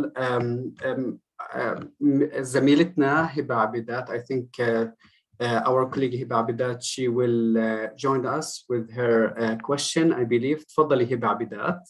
شكرا محمد. يعني بداية النقاش ممتع للغاية، وكان أنا يمكن ملاحظتي من البداية إنه الشعار الذي يرفع دائما بفكرة إنه الإعلام يجب أن يكون حيادي، للأمانة هي أكذوبة وليست صحيحة، لأنه ليست فقط الحرب الروسية ضد أوكرانيا هي من كشفت غياب هذا الحياد، وإنما هنالك الكثير من التفاصيل السابقة التي كشفت هذا غياب هذا الحياد عن الإعلام، سواء كان بدي أحكي تحديدا عن الإعلام الغربي. يعني في كل انتخابات مثلا على سبيل الإعلام، وخاصة مثلا في الانتخابات الأمريكية، كان هنالك أيضا انحياز في كثير من الصحف والمواقع لأحد المرشحين للانتخابات الأمريكية. وأيضا انتخابات التي تحصل في أوروبا أيضا نشاهد مثلا ونقرأ في بعض الصحف والمواقع الأوروبية كذلك الأمر. يعني كل موقع وكل صحيفة بالنهاية له أجندته. ما أود قوله في هذا الموضوع أن التعاطي مع الصحفي وكأنه ماشين وكأنه آلة هو في غاية الخطورة، لأنه هو جزء من مجتمعه بالنهاية. هو نعم يمارس هذه المهنة وعليه أن يلتزم بحدود الموضوعية في تقاريره، لكن بالنهاية أيضا هو يعبر عن فكره، وهذا نشاهده في التقارير والمقالات بشكل عام. يعني مثلا على سبيل المثال عندما نذهب للإعلام الغربي، ودعني أذكر وأشدد على ما ذكرته أنت وأستاذ داوود، دوتشه فيلا عندما تفصل موظفين عرب لأنهم فقط عبروا عن آرائهم عبر شبكات التواصل الاجتماعي وليس فقط في القناة، هذا أمر خطير للغاية. إذا هذه المؤسسة لها أجندتها وهي تتعاطى بهذا الموضوع. في كل مؤسسة إعلامية تجد مثلا خلاف. أعطيك على سبيل المثال، هنالك مثلا خلاف على استعمال الحرب ضد سوريا، الثورة السورية، الأزمة السورية. طب ما هو أنا لما أختار مصطلح من هذه المصطلحات هو بحد ذاته انحياز لموقف سياسي واضح، وبالتالي أنا لدي أجندتي كموقع أو كوسيلة إعلامية في التعاطي. هذه سياسة تحريرية تكتب ويتم التعامل الصحفي بناء عليها، وجميع ما بنود السياسة التحريرية يتخللها السياسة. فعدم الخلط ما بين السياسة والإعلام أنا بعتقد اليوم في مشكلة كبيرة. نحن صدرت لنا مدرسة من الغرب في التعاطي بالإعلام بالإعلام العربي، إنه إحنا لازم نكون حياديين. يا أخي مين قال لك إنه أنت حيادي عشان تطالبني أكون حيادي؟ ما هو أنت مش حيادي. فأنا يعني صدر لي هذا الخطاب وهذا الشعار وطلب مني أن أمارسه وهو لا يمارسه، لأنه ما في عندك إعلام حيادي. حتى الموضوعية تتفاوت. يعني فيك أنت يعني مثلا بدك تعالج قضية، طب ما هو التوقيت بيلعب دور. توقيت معالجتك للقضية هو موقف. الأطراف اللي أنت بتأخذها اليوم في التقرير هو موقف بشكل أو بآخر. فاللي بدي اقوله في نهايه الموضوع، وبدي اذكر يعني مرال حكت كلمه في غايه الاهميه وانا بدي احكيها بجمله صغيره. اليوم الناس هي ضحيه الاعلام، سواء كانوا بالغرب سواء كانوا بالشرق، هم ضحيه الخطاب الاعلامي الذي يعني عمل كآلة منذ سنوات على تصدير خطاب يحمل أجندات مختلفة، وهذه الأجندات تتناسب مع رؤى كل مؤسسة وأجندتها. شكرا. شكرا Thank you, Shama, if I may. I think this is a question that we should ask Mogens for his point of view, since we're talking about journalism standards, objectivity. What's your take on this, Mogens? I must say I disagree with that journalists are not trying to do the job and that they are educated professionally to do their utmost to inform the society. What is right is that objectivity is very, very difficult to reach, to achieve.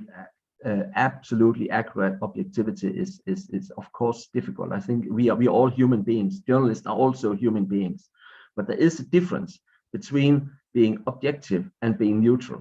You cannot ask journalists, and not in war countries, you don't have it either in the Arab world, you cannot ask to be neutral, but you can ask journalists to do their utmost to inform the people and check their facts and be as accurate as possible. And that's why we've got those ethical standards, because we want to follow them. And it's for me very, very clear that journalists are eager to follow the ethical standards.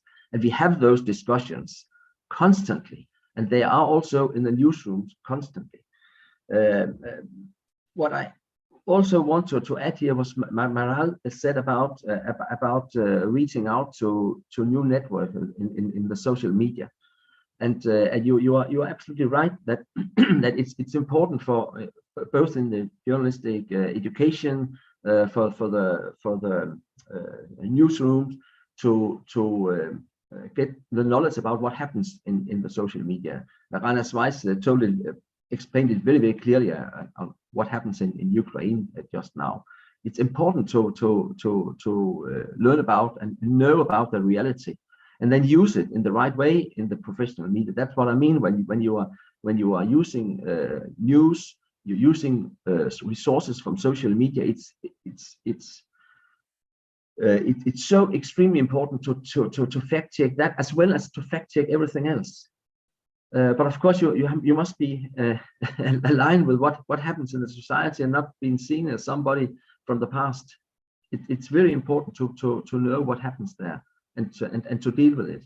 And yes, media also have always to make progress and to be better on what we are doing. But I really disagree that journalists are simply just being part of all what happens in the politics. This is not the truth. This is absolutely not the truth. What you have pointed out here in this debate is that it's clear that there is a missing link when it comes to how are our narratives about people from Europe and people from the Arab world, and this is very, very clear. And I can tell you that there are discussions in most European countries now about this, because everybody can see it. I have seen editors, letters from the editors writing about, hey, are we now going to change our refugee policy? Are we going to change this now? And there are a lot of stories about this in the European. So it matters when things like this happen. It's not that we just close our eyes and now everything is about Ukraine. It really matters. Also, a discussion that we have now here in this panel. Of course, it gives also me something to think about. Thank you. Thank you, Mogens. In this matter, talking about exchange, I mean, you're the head of the European Federation of Journalists. There's an international federation of journalists. But what are the actual councils where where such questions are being debated. We have a question here from a participant asking about, do you think it's a good idea to create an international court for the media, at least to respect the professionality? I think that it could be very interesting to do so. I mean, the International Federation of Journalists, they have code of conduct that have been agreed on from all journalist organizations worldwide. So they have agreed on those code of conduct. So there's an agreement about it. But having a court out, or rather say a council countering all the world and doing the same way would be, it's even difficult to have the same approach in two neighbor countries. So it will be a long way to go there. But the discussion about the ethics, we had that discussion at the last congress in the International Federation of Journalists, and the next congress is actually in Oman, the next congress of the International Federation of Journalists. So there's a big chance for journalists to raise those questions there. Well, I'm representing the European Federation, so I'm not representing the Arab world, but raise the questions that you have very, very good opportunities, and you have many representatives in the executive committee of the International Federation of Journalists. So I mean, you really have a say on that organization if you're using it. Thank you. Dawood Kotab, تفضل أستاذ. I'll answer that question in English because I wanted to speak on this issue that has been dogging us for years and years, which is the, I think, wrongly presented idea of balance and being totally objective. I think, as Hiba said in her remarks, no one in the world, no journalist in the world is totally objective. I think we need to change the language to say we should be fair, we should be honest, we should tell the truth, but don't expect an Arab journalist to be objective. I don't expect the Ukrainian journalist to be objective. I don't expect an Israeli journalist to be objective, but I do expect an Israeli journalist and an Arab journalist to tell the truth and to be fair, not to exaggerate things, to put them in perspective, but to say that he's objective. I'm not objective on Palestine-Israel conflict. I'm a Palestinian. I will never be objective.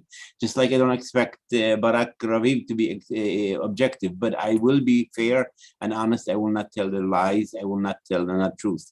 So I think we have to change that paradigm of objectivity to more fair. I think we need to be professional. We need to be honest, but we should not hide away from our baggage, where we come from. I was born in Jerusalem. I was raised in Jerusalem. That affected my culturally, my point of view of the world. That I cannot hide it. I think we should be honest by saying, I always, when I write a column, I always say I'm a Palestinian. So people know that I'm coming from that background, but that doesn't mean that you shouldn't listen to me, just like I will listen to everybody else. But we need to identify who we are, but we should not be ashamed of our point of view, as long as we're honest and fair, not objective. Take out the word objective from journalist lexicon. I'm not even sure if there are a lot of code of conduct referring to objectivity rather than to neutrality, biased, balanced journalism. Acknowledging. I'm sure neutrality can fit also. I don't think a Ukrainian journalist is going to be neutral. I don't think a Russian journalist is going to be. I don't think an American journalist will be neutral. Look at what the CNN has been covering. I've been watching them. They're not neutral. They're not neutral. It's fine as long as you say I'm an American. I come from the American background. I don't expect you to be neutral, but I expect you to be fair and honest. Don't tell me lies and don't exaggerate the facts. Yeah, good point. And I mean, we have been, Mogens has, since we talked about measures and how to make societies, people less vulnerable to marginalization and the potential impact of marginalization, we obviously mentioned already media literacy. That means that we also should not underestimate the audience in its ability to understand who is speaking and from which position. I'm also saying this because we work a lot in Iraq, and those that are familiar here with the Iraqi media landscape know very well that the key to pluralism, to understanding the media landscape in Iraq is to acknowledge that you basically don't have any objective media. You have media that are backed by political actors and stakeholders, and if you want to understand what's really going on, you have to triangulate. There has been research in Iraq which proves that Iraqi people are pretty able and capable and understand the media landscape very much. But I want to come back to something else, because you're all media people and you know the power of language. And I think a long time ago already, George Orwell wrote an essay about politics and the English language, about that language and is also key to it's the starting point from having a position, from maybe not being objective on for how you frame potential subjects. Let's talk a bit about how the current crisis is being framed. And Maral, you raised your hand. I think you have something to say in this matter, in this regard.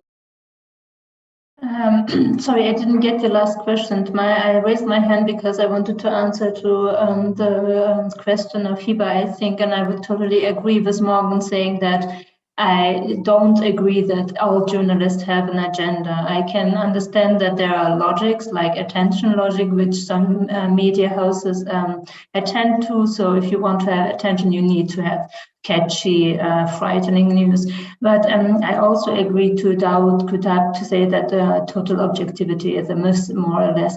So I wanted just to point out that even though we have political agendas with some media outlets, we have in Germany a pluralistic system like everywhere in Europe, and I think even like Henrik said, in parts of the Arab world where the private media can really establish itself next to governmental media. So we have right-wing media, we have conservative media, which is openly anti-Muslim. This is a debate that is ongoing on television every day. But we have also media which is contesting it, and journalists which are contesting it. And this is important to say, because this is not the media and the people, but it's an interaction as well. So if people are clicking on the news which are telling these stories, it's not only the media maker. So it's a logic that's going back and forth.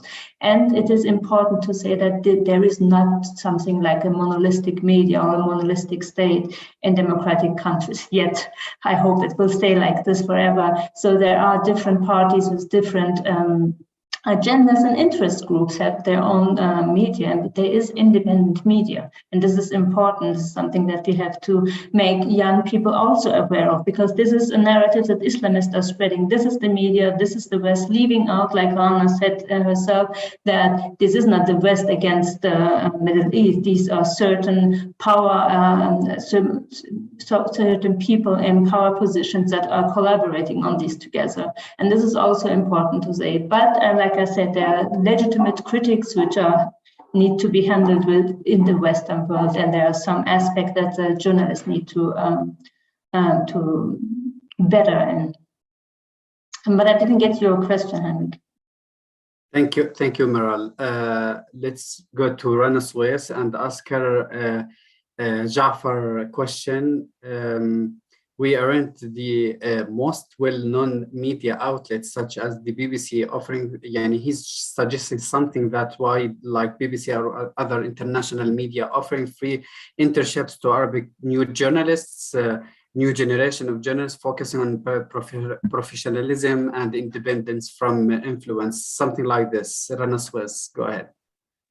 No, I think it's great that, for example, also the BBC has, BBC Russia, BBC Arabic, BBC Persia. I mean, this is part of what we were discussing maybe earlier about diversifying the newsroom. This is one way, if, they have that amount of money to have different also newsrooms. Obviously, BBC Arabic, for example, employs many Arab reporters who would have a different perspective when covering they have the institutional backing when they go cover conflicts in the Middle East, but they also have a really good background and context when they're covering that conflict. So yeah, that's great. I think internships are great.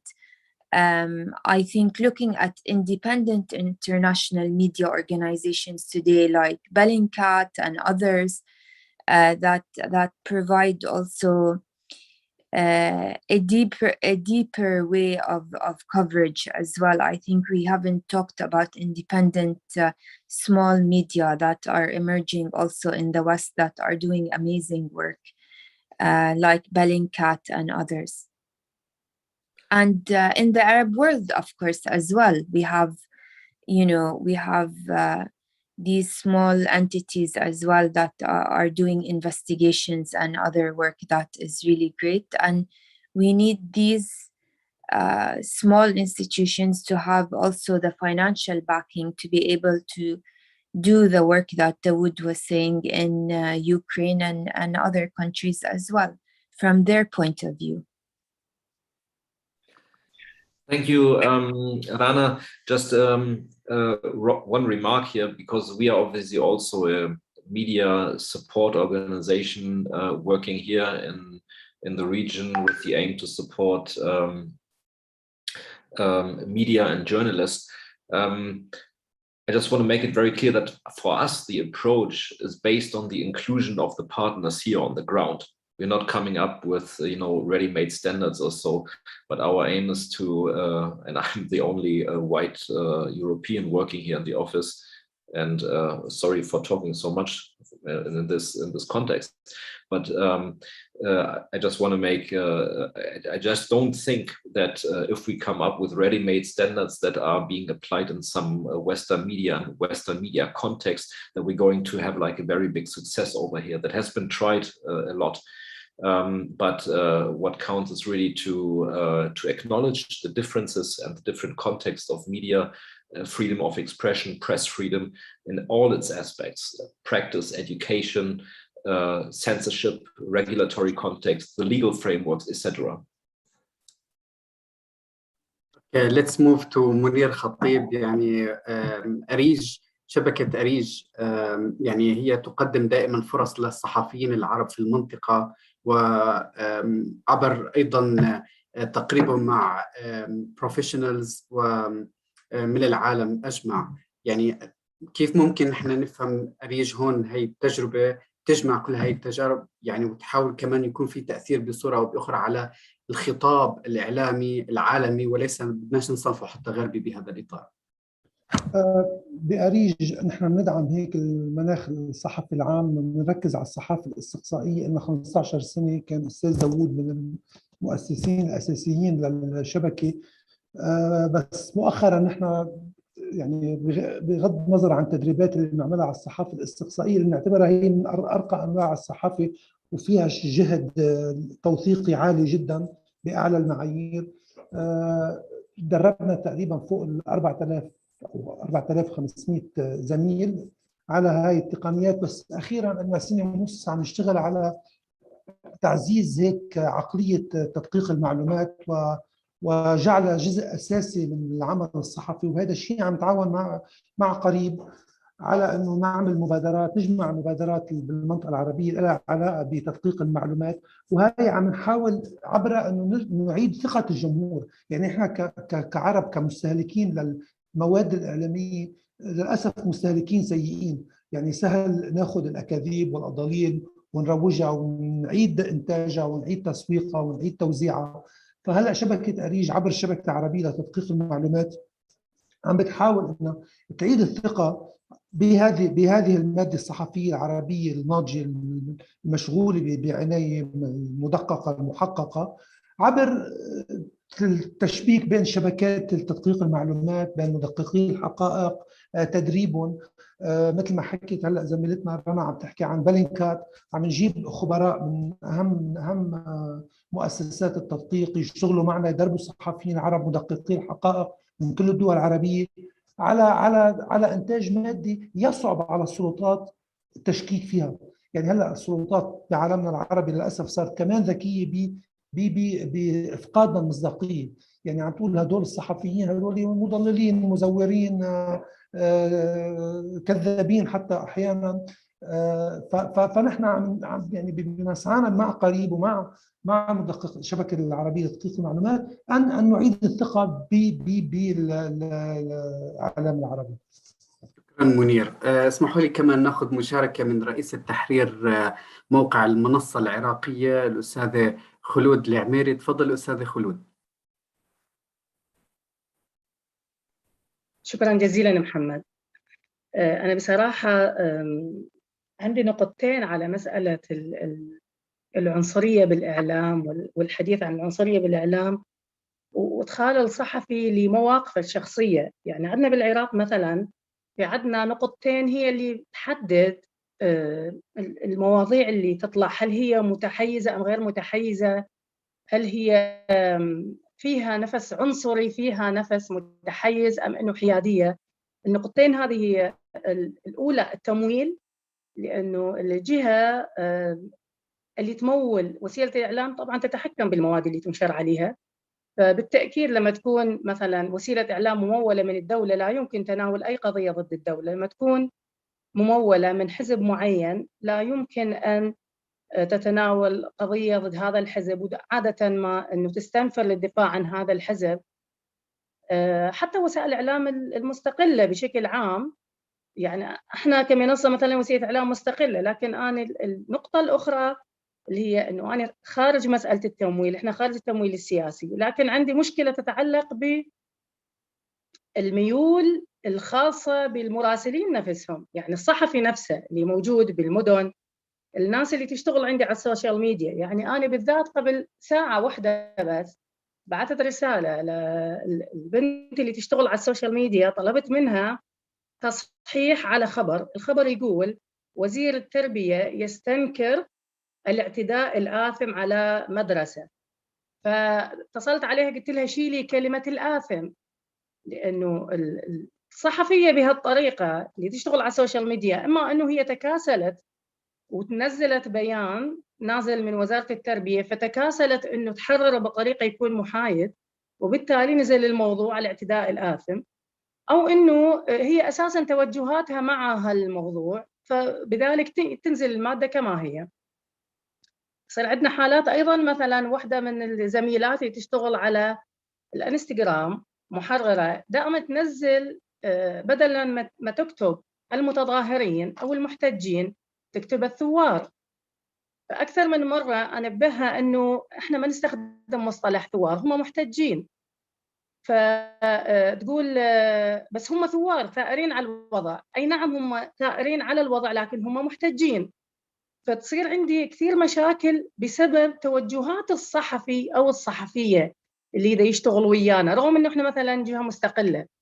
الجهة غير المستقلة اللي يكون تمويلها من حزب أو من جهة معينة أو من حتى أحيانا من رجل أعمال مدير بنك، لكن هو يخطط بالمستقبل أن يدخل المعترك السياسي، ولذلك يحاول أنه يحابي حزب معين أو يحاول أنه ما يضغط باتجاه أنه معاداة حزب أو جهة سياسية معينة. يعني هذول يكونوا مقيدين أكثر. احنا ما عندنا قيود، وعندنا كثير من الهفوات بسبب ميول الصحفيين. فأعتقد حتى العنصرية اللي ظهرت بوسائل الإعلام أثناء تناولها للقضايا، أعتقد هو الصحفي كان يعني ما أعتقد أن الوسيلة الإعلامية هي أوسطها قالت له لما توقف على الحدود وتشوف الناس قول أنه هذول الناس شقر وعيونهم زرقاء وهم يعني هم مثلنا وهم يشبهونا. ما أعتقد أنه يعني أعتقد أنه المسألة نمت من داخل الصحفي نفسه. هو صحفي عنده عنصرية فطلعت بالفطرة أثناء أنه ما يشتغل هالموضوع، وهذه تحصل كثير مع الصحفيين أنه ميولهم الخاصة تطلع. وأنا قدمت سؤال لمرال على مسألة يعني هل هاي العنصرية الموجودة بالإعلام الغربي ممكن تتطور لاحقا للأسوأ لو ممكن تنتهي بانتهاء الحرب في أوكرانيا؟ شكرا جزيلا. شكرا أستاذة خلود، شكرا. ممكن سؤالك مباشر يروح لمرال، أكيد سمعته، وبدي بعد مرال تعليق داوود كتاب يعني يعني يدير مؤسسة إعلام بالتأكيد الجميع طبعا بهاي الممارسات اللي عم بيواجهها دائما صناع القرار بمؤسساتهم مع صحفيينهم. بس قبل شيء نترك مرال تعلق على سؤال خلود مباشرة. Please go ahead, Maral. Thank you, Khulud. And I think it's, I agree. In some cases, we saw the feeling of racial superiority because of this connection with white skin and blue eyes. This is something that it's giving. Like I said before, it's in the whole society. This racial knowledge is given over the years. So in school books, in TV, in literature, you have still these racist stereotypes, the orientalization. It's there. But at least in Germany, because we are very aware of the dangers that coming from the racism in the middle of the society, there are programs trying to counter it. But if it's going to worsen or not, I cannot say. It depends on the political development of the country. So what is in long term? I don't think that in long term this feeling towards the Ukrainian refugees will least. I hope so, but I think it will switch. It will become to anti-Slavian racism, which is a fact as well. So I hope it won't be like this. But since we are facing inflation and economical crisis, it is very possible that the division which is started already will go further and further. We see in Eastern Germany and the numbers of people who are voting for right-wing populists and whoever, which has a racist ideology, it's nothing else than that, that they're gaining more and more power. But we saw as well during the Corona time that it was established and there was no further success with them. So I hope that it won't go on like this, and I hope that all these programs put in place to work against racism will achieve something. But I have in the political education, there is a debate going on which is similar to the things that Daoud Kutab said, that we are, because of the history of Germany, actually teachers are supposed to be objective. They are not supposed to tell their standpoint or view and their standpoint in the political sense. But it's debated now because we see the dangers coming from the right-wing groups and the racist ideology within the society. So there is the question either teachers should show their attitudes, at least to say no to racism. Not everything is supposed to be discussed in class. Not every view has a legitimacy, and every view which is not within the Constitution doesn't have to be discussed as a legitimate point of view in class. So I think these things will help to work against racist attitudes in the society, and at least I hope it, but I cannot be sure about it. Thank you, Maral. شكرا أستاذ خلود. تفضل داوود. مضبوط. أنا بحب أحكي كذا شغلة عن موضوع السياسة التحريرية، لأن المؤسسات الإعلامية إحنا عندنا في عمان عندنا سياسة تحريرية مكتوبة ومنشورة وبنحاول نطبقها وبنحاول بين فترة نعيد زيارتها ونعيد تحريرها.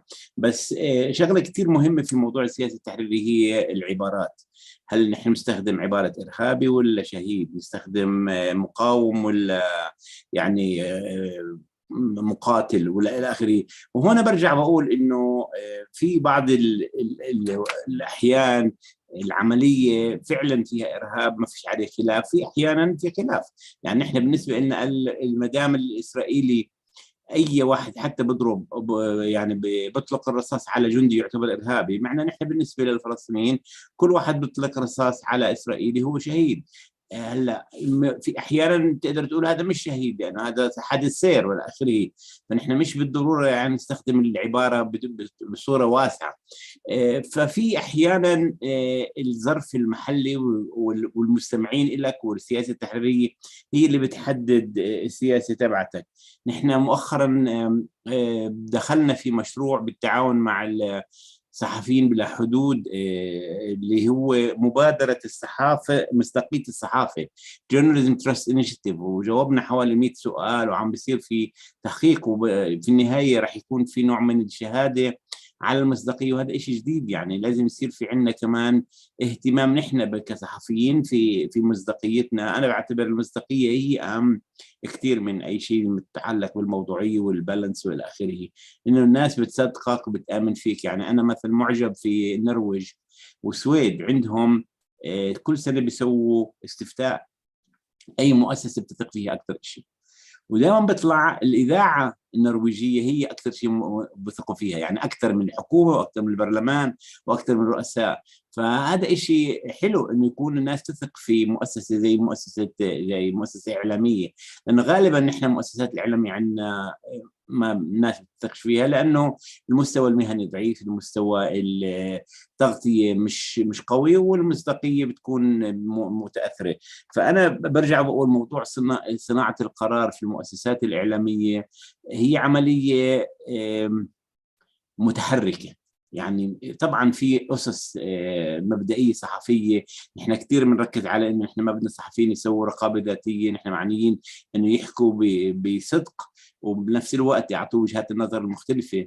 لكن في النهاية كمان المؤسسة ومجلس إدارة المؤسسة هي بحط سياسة تحرير. يعني مثلا أعطيك سبيل المثال حوادث السير، نحن أنا مش ضروري كل حادث سير تكتب عنه، لكن إذا صار في حادث سير فيه وفاة هذا بالنسبة بهمنا، لأن إحنا بهمنا نردع اللي بيسووا بسرعة وبسووا حوادث سير اللي بتسبب قتل، لكن مش كل واحد بضرب سيارة أكتب عنه خبر، يعني مش ضروري. يعني فهذه سياسة داخلية. أنا ممكن واحد تاني يقول لك لا أنا عندي سياسة مختلفة. هذا يعني كل مؤسسة إعلامية إلها حدودها، لكن الإشي اللي ما في عليه خلاف وما في عليه نقاش هو المصداقية والعدالة في نقل المعلومات. شكرا داود. Before we go to Mogens, I want to just raise a comment from Jafar. He's super active. Jafar, the scope of freedom in Iraq is very large compared to other countries in the Middle East, and it includes things like criticizing government directly despite being affected by subjectivity and objectivity. Please go ahead, Mogens. Yes, I raised my hand because we were talking about exactly the influence from government in news agencies. What is very important when you finance media, regardless if it's broadcast media, if it's a news agency or other media, is that that it is the newsroom, it is the editorial independence that is respected and decides how you are dealing with the stories, how you are dealing with journalism. Like it was said just before. Khatib said that just now. And also, it's not only when money comes from governments that you have the risk that to defend government policy if you don't have this clear editorial standards and clear standards to keeping principles of the arm's length.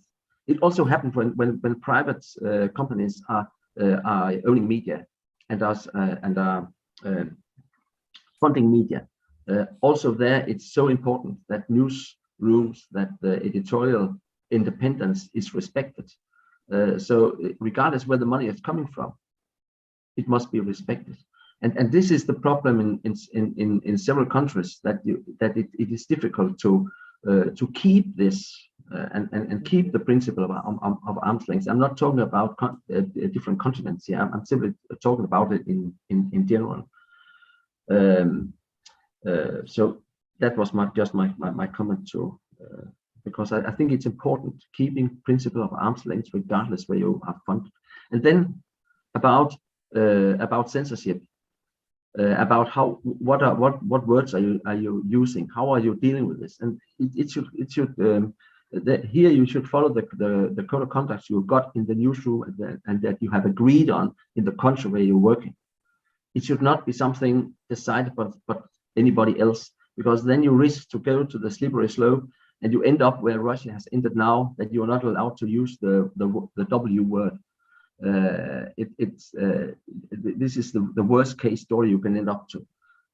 Don't give any governments any chance to decide anything about who can be journalists about what are journalists allowed to say and do in the media. It must be decided by the journalists and the media themselves. If not, you have precisely what can happen, namely not allowed to use the word with a W as the first letter, the three small letters of it.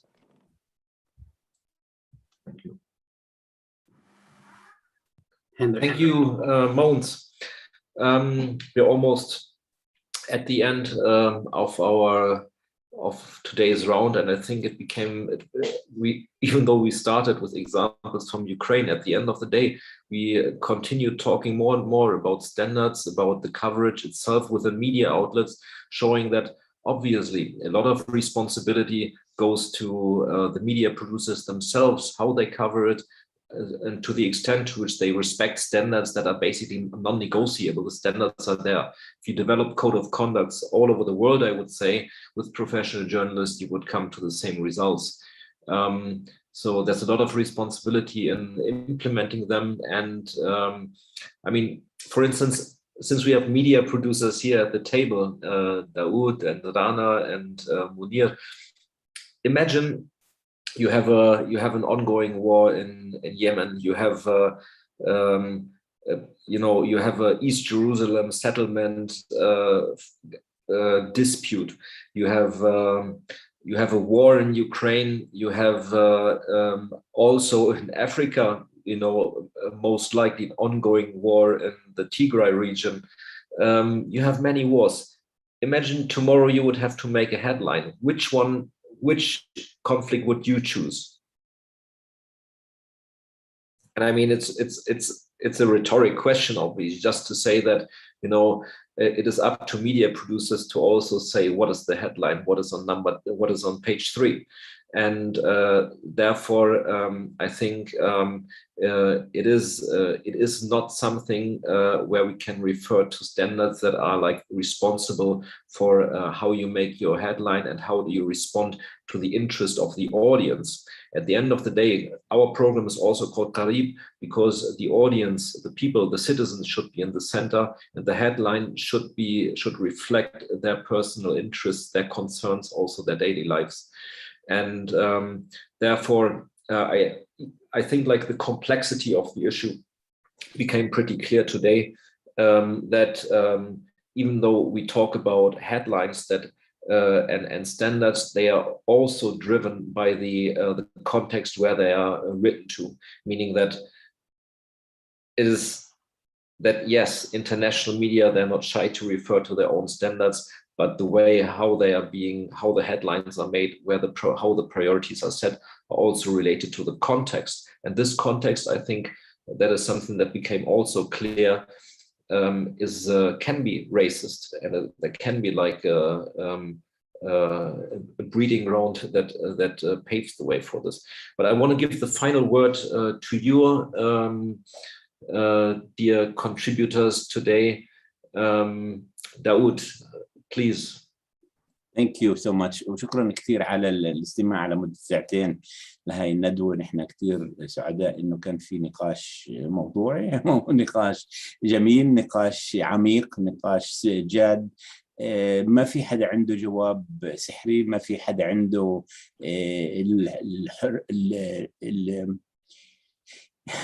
الجواب المطلق، ما في حدا عنده الحق المطلق، ما في حدا عنده المعلومة المطلقة. كلياتنا نحن بنتعلم من بعض، كلياتنا بنستفيد من بعض. كل واحد عنا متأثر بشغلات خلفيته، متأثر بجمهور تبعه، ولازم نحن نحترم إنه كل مؤسسة إعلامية إلها جمهورها وإلها سياستها. لكن واضح إنه اللي صار في أوكرانيا كسر كثير من القواعد اللي كنا نحن نعرفها، وفتح الباب لحرية أكبر وأوسع، وسمح للناس تعبر عن رأيها في ملعب الفوتبول ولا في استوديو التلفزيون ولا في أي مكان آخر. لا يعني ذلك إنه نحن معنيين في إنه نكسر القواعد المصداقية، ولكن إحنا لازم نكسر قاعدة الموضوعية المزيفة اللي كانت عايشة عندنا، واللي كنا إحنا شاعرين حالنا إنه إحنا مجبرين فيها. للأسف يعني كانت سنوات طويلة اللي كنا نحن مربطين حالنا ومش معطين مجال للصحفيين يعبروا عن نفسهم. وبنفس الوقت لازم يكون في هذا التوازن بين المصداقية وبين الجمهور تبعنا وبين إعطاء حرية للإعلامي إنه يعبر عن نفسه. منير من ثم رنا.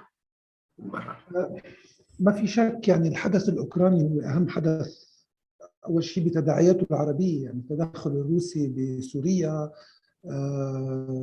الاستقطاب السياسي الحاد بالمنطقة، التأثير الاقتصادي لهاي الحرب، العرب اللي عايشين بروسيا وبأوكرانيا اللي تهجروا، هاي كلها مواضيع بتخلي الحدث الأوكراني هو حدث أساسي.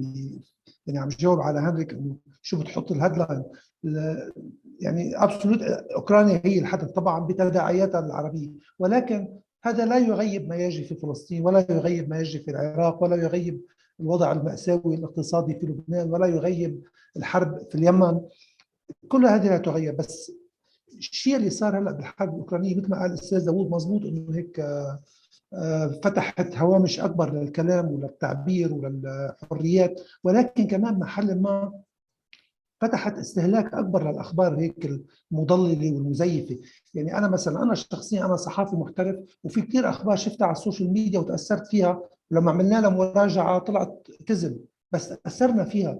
يعني لاعب الشطرنج الايراني الصبي الايراني اللي هرب على فرنسا لانه ما عم بيقدر يلعب شطرنج بايران، راحوا الفرنساويه منعوه يلعب شطرنج مع لاعب، هذا طلع خبر كذب. ففي هيك اخبار انتشرت يعني بالعكس. هاي الحرب فرجتنا قديش ضروري نرجع للصحافه الحقيقيه المدققه المحققه، وكيف نرجع نحطها بغرف الاخبار تبعنا ونعتمد عليها. يعني فرجت حاجه حقيقيه لمكان نحن بعدنا للاسف ضعاف فيه، وبتمنى انه نقدر هيك نكون عندنا الادوات والاليات والتدريبات الكافيه تخلي صحفيينا يكونوا فعلا ينجوا ماده موثقه. وهذا كمان بيذكرنا بأهمية طبعا مشروع صح اللي عم بتنفذه ريج وبتشتغلوه بشراكة مع برنامج قريب. شكرا منير. رنا.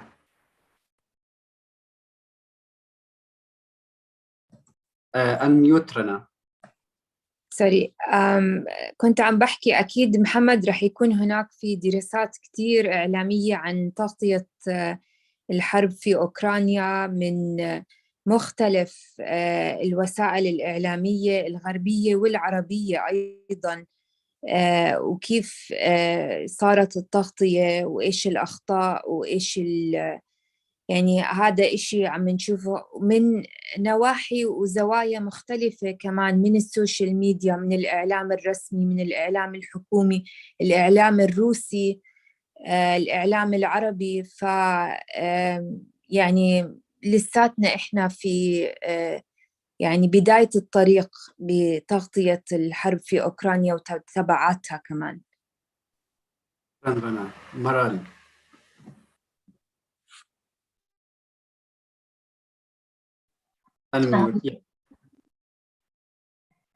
Me? Yeah. Thank you for the discussion, and I found it interesting and always find the exchange between practicalness for young people and journalists very interesting.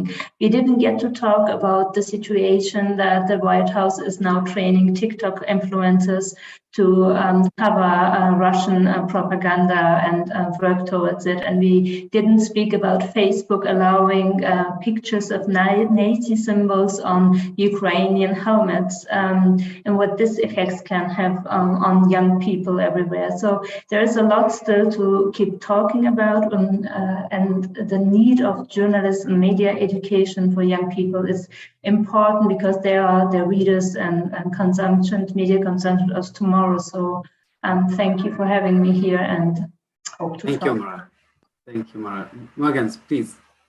Yes, thank you all. Also, thank you for this very important discussion. I will take some takeaways to our conference right now. In 1 hour, we are going to finalize the conference about agenda and diversity in media. And the key, and I've just mentioned this now, the key issue of this conference that I have is about leaders in media.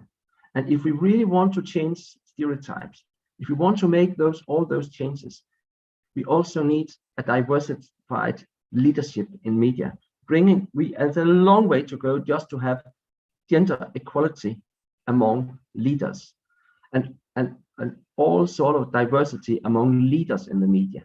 This is very important. Please take this home, all of you and all of us, because this is also a way where we can make the changes. So make new leaders, train them, and get a much more diversified leadership in the media and the media institutions and the educational institutions. I think that will help. Thank you very much, Måns. We will take this back home and integrate it also into our program making. This won't be the last Qarib talk. We are going to have more. So if you want to keep, keep yourself posted, just subscribe to our newsletter. There will be more talks coming up. We call it talks because we want people to involve. We want people to engage. There have been so many questions here and comments, and I apologize that we were not able to respond to all of them. We had to make a selection. I'm very sorry for that, but I saw that this obviously was something that was on a lot of people's minds, and therefore I appreciate your contribution. And I hope to see everybody back at the next conversation that we have not scheduled yet, but we will keep you posted. Thanks a million to all the contributors here for your valuable contributions, and have a good day. Thank you all, and thank you our audience and the participants and the amazing interactive session and chats, and any questions and comments we will be follow it. Thank you so much. شكرا جميعا لكم على وقتكم. Thank you.